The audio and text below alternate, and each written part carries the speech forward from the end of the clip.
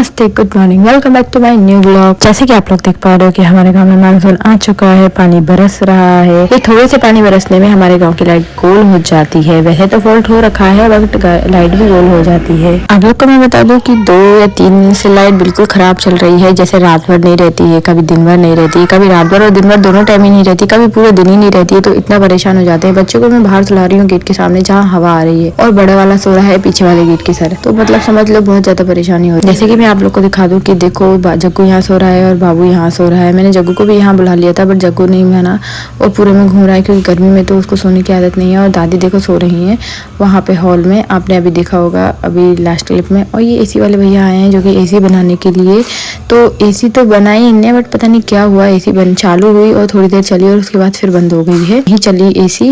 तो फिर मैंने अपनी वॉशिंग मशीन दिखवाई तो वॉशिंग मशीन में भी उसमें पीसीबी खराब बताई है। फिर शाम के टाइम मैंने बच्चों को बाहर बिठा के खिलाया, क्योंकि 4 तो बज ही गए थे।